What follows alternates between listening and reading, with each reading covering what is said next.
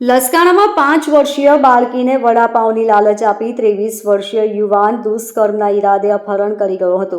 હવસખોર એક કારખાનાની પાછળ ખાડી કિનારે ઝાડીમાં લઈ જઈ દુષ્કર્મની કોશિશ કરી રહ્યો હતો ત્યારે જ બાળકીના પિતા અને ટોળું ત્યાં પહોંચી જતા હવસખોર ખાડીમાં કૂદી પડ્યો હતો. ખાડીમાંથી બહાર કાઢી ટોળાએ હવસખોરને ફટકારી પોલીસે સોંપ્યો હતો. પોલીસ સૂત્રોએ આપેલી માહિતી મુજબ બિહારનો વતની યુવાન લસકાણા વિસ્તારમાં રહે છે અને એમ્બ્રોઇડરીના કારખાનામાં નોકરી કરે છે. બપોરે 2-1 વાગ્યાના અરસામાં પત્નીનો ફોન આવ્યો હતો અને 5 વર્ષીય પુત્રી ફુગા લેવાનું કહી બપોરે 12-1 વાગે ઘરેથી નીકળ્યા બાદ રહસ્યમય રીતે ગુમ થઈ ગઈ હોવાનું જણાવતા યુવાન તેના સાળા સાથે સોસાયટીમાં દોડી આવ્યો હતો.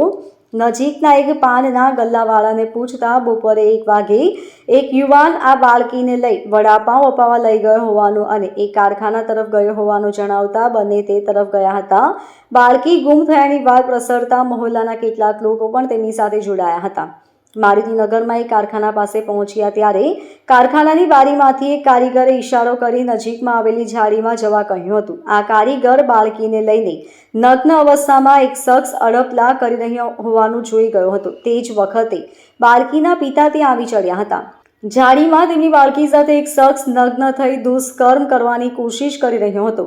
ટોળાને જોતા જ હવસખોર ગભરાઈ ગયો હતો અને નજીકમાં આવેલી ખાડીમાં કૂદી ગયો હતો.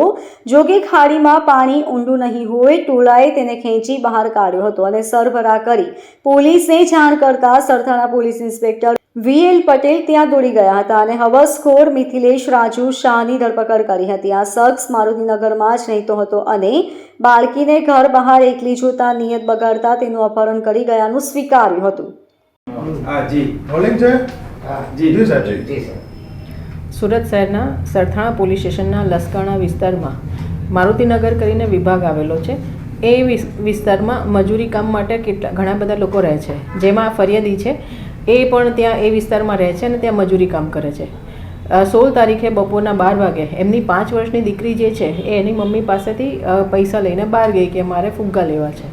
એ પછી જ્યારે બહાર ગઈ ત્યારે આ જે આરોપી છે એ છોકરીને લલચાઈ ફોસલાઈ અને કે ચાલ હું તને વડાપાઉં ખવડાવું એમ કે વડાપાઉંની દુકાને લઈ જાય છે અને વડાપાઉં અપાવે છે.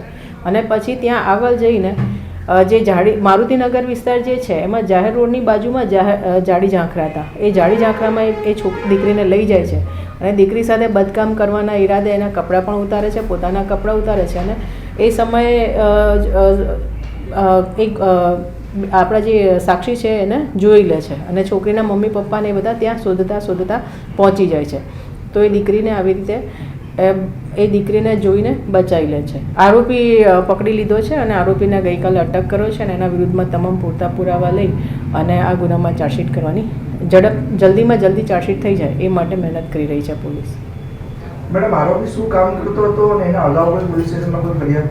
આરોપી મજૂરી કામ કરે છે અને અગાઉ એણે કોઈ હજી સુધી કંઈ ધ્યાનમાં આવ્યું નથી. આગળ તપાસ ચાલુ છે કે એના વિરુદ્ધમાં કોઈ ગુના દાખલ થયા છે કે કેમ. Bureau report LK star news, Surat.